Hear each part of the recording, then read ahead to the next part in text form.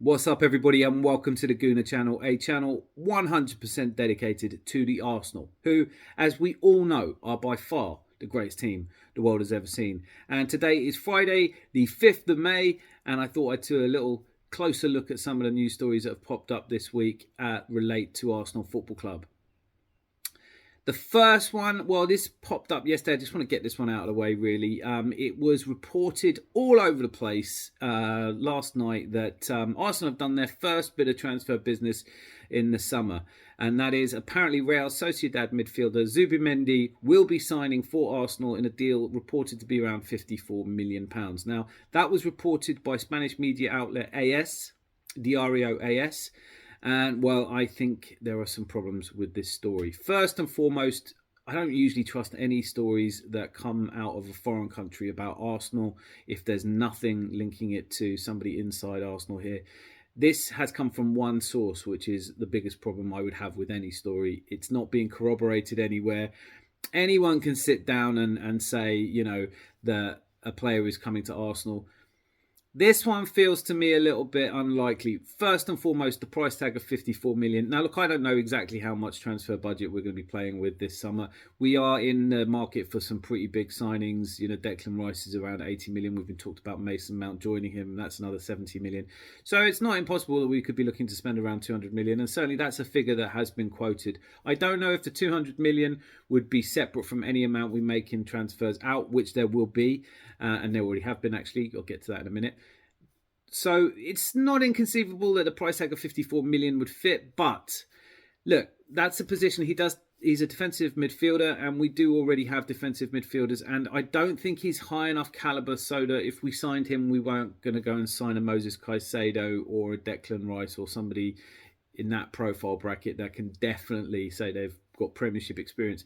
Zubimendi hasn't really got that much experience under his belt. And in that position, we already have Thomas Partey. We already have Jorginho, who showed a lot of leadership and experience in the game against Chelsea. Look, all right, Chelsea are an absolutely awful side at the moment, but he put in a really good display. Then we have the injured El Neni. And then when you add to that Granit Xhaka and Zinchenko, who can play in that position, and Ben White could probably fit into that position. It's not a position we need another make-weight in, is my point. And I don't think Zubimendi would be an instant starter. And then finally on this one, there was interest apparently shown in him by Arsenal in January, to which he said that he was quite happy where he is. This, to me, feels an awful lot like Zubimendi's agents, now that Barcelona have apparently turned their attention to Sofiane Amrabat, who had a great World Cup for Morocco. Feels like they're trying to drum up interest somehow and get that speculation going because they want a transfer to be made. Doesn't feel like the player's that bothered, and I just don't think that Arsenal are in the market for a backup midfielder at 54 million from a foreign country. It's going to take a little while to settle in.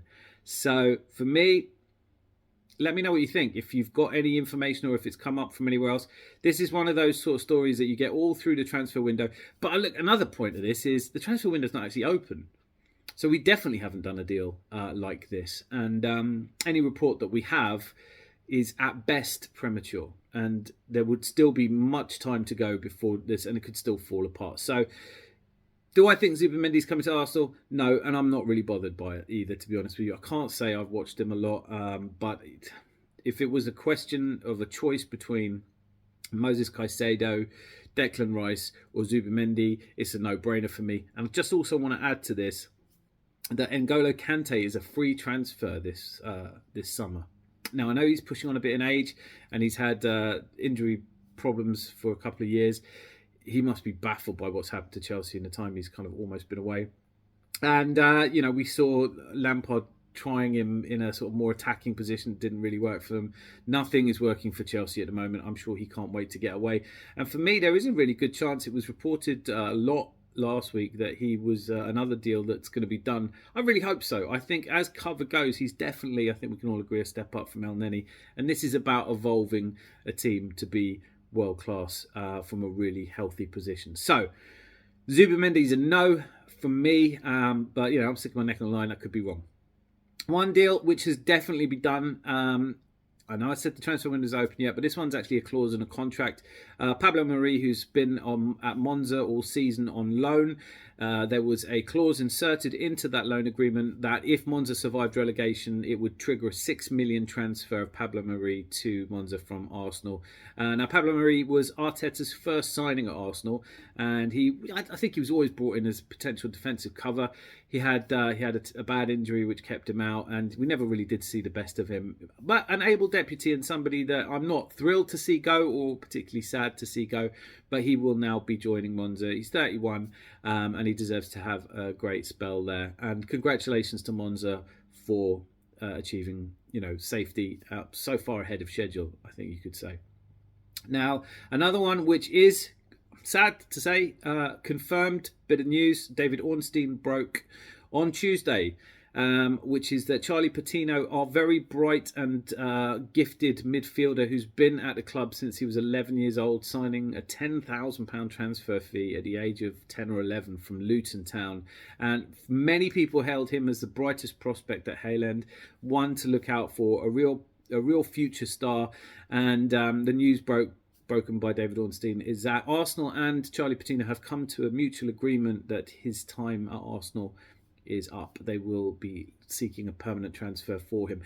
Now, this seems to be a combination of things. Charlie Patino has sat down with the club and he has decided that he doesn't want to go out on loan again, that he really does need either to be playing first team football regularly here or to find a new club. Arsenal, obviously, this is just another sign that we're in the market for a defensive-minded midfielder, somebody who can really come in as a first teamer, probably rather than as backup. And that looks to have, as I said before, it's an already congested position.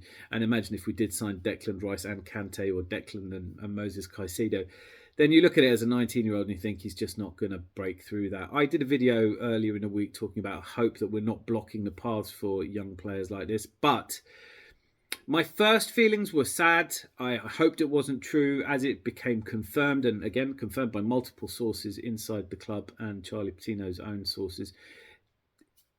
I've reflected on this. I've not done a video about it, but I didn't want to be too knee-jerk about it. And the more I think about it, look, he's been on loan at Blackpool all season. I don't watch Blackpool games, and certainly at the beginning, watching Blackpool chanting his name, it's not a great chant, but it's amazing at 19 to go to a club and have a chant. He's had 3 managers at Blackpool and they have now been relegated. And he's gone from being, this bright spark that everybody really loved to actually some fans at Blackpool calling him, calling his loan period to be terminated and sent back. He was sent off rather naively for 2 yellow cards in a must-win game against Wigan, and that raised a lot of people's hackles up. So he hasn't necessarily been a world beater at Blackpool, but he's definitely shown glimpses. As you will remember, he did start in that ill-fated game in the FA Cup in the third round last season that we got knocked out 1-0. And we were all hoping to see a lot from him. He'd scored on his debut, but it just didn't happen for him. And at Blackpool, I have to look at it this way. Look, if we were in for and didn't sign, if our big transfer play this summer was going after somebody who played in the midfield quite well for Blackpool, a relegated championship side, I don't think that's the kind of profile of player we're looking for. And do I think that Man City or Man United or Chelsea or teams like that are going to come in for him? No, I don't. So I think, he has a bright future, but he has to start building that, and he probably will go abroad. That would be my gut thinking. Sorry, my gut feeling. There's a good chance that he has a Spanish passport on his father's side, so he can pick his European teams without any work permit issues. Perhaps a German side, we've seen that do wonders for a player's development. You only have to look at Jadon Sancho and Erling Haaland. Germany is a great place. Serge Gnabry. So for me, I think it's sad, but I hope he does really well. And also, I really hope that there's many rumours about an inserted clause into his contract which says it was like a buyback clause, so that if he does do particularly well and somebody offers an amount of money for him, that we get first refusal, that we can offer that and speak to him again. And I think he does truly love Arsenal Football Club. He's been at the club, for 8 years now. There's lots of friends there, and this is an amicable thing, and it looks like a really sensible one as well. There is a romance to players that come out of Hale End. We want to see them all do well. But the reality is they can't all do well. And as we challenge, you only have to look at the big clubs like Manchester City. How many of their homegrown talents come through? Phil Foden struggling to get on the pitch. When you're a club competing at the highest echelons of football, the probability of being able to develop an entire team yourself is just not there. We have had some real results recently, which and I think there's more to come. There are lots of bright sparks in the youth team setup. Raul Walters is being prepped for some game time next season with some pre-season friendlies. Kozia Dubry. There are just a lot of really good players at the moment, and I'll do a separate video about prospects coming up in the next few days. But it's the end of the road for one of Hale End's brightest in Charlie Patino, and I wish him all the very best wherever he goes. Once you're Arsenal, you're always Arsenal. Anyway, the other bit of news this week, which is, I don't think it's really news yet until it's news, but Reiss Nelson has rejected the first contract offer from Arsenal. This was a surprise to me because he spoke about his love for Arsenal. He spoke about wanting to do it here. They have offered him a contract. He does play in Saka's position, so it's not like you're going to be guaranteed first team football. It's not like we're going to just drop Saka to wing back again and you can have his spot. He had that amazing goal moment against Bournemouth, which will live long in all of our memories.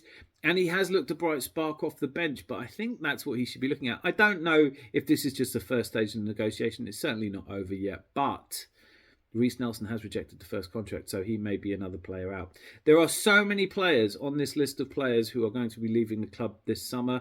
One that I'm going to do a separate video about is Emile Smith-Rowe, because, again, there is a baffling lack of game time for him, but I'm getting really conflicting reports. They're talking about how he's very much being prepped for Granit Xhaka's position and he's going to move into that. Why he doesn't play there when Granit Xhaka's not playing isn't clear to me. Why he doesn't come on and get more game time. He came on in the game against City, didn't come on against Chelsea. I'm really worried about Emile Smith-Rowe. I do think that he's shown enough quality in the Premier League to be given more of a chance. Love to hear your thoughts on all of these. Perhaps you know something I don't know about Zubimendi. Perhaps you know something I don't know about N'Golo Kante. There's almost certainly you know something I don't know about something. Let me know about it. Hit the comments. So, thank you for watching up to this point. You're an absolute legend. I hope you've enjoyed it. And if you have, please do let me know by clicking like. I obviously want to hear any of your comments and I reply to every single one. And if you haven't yet, click subscribe. Or, better yet, why don't you have the channel name, the Gooner channel, tattooed on your arm or somewhere that you're going to see it regularly to remind you to come and watch a video I post every single day, almost every single day. I do take the occasional day off, as some of you will know and have let me know. Please do subscribe. For a new channel, it makes all the difference. And until I speak to you, until I see you next, be lucky. Lots of love.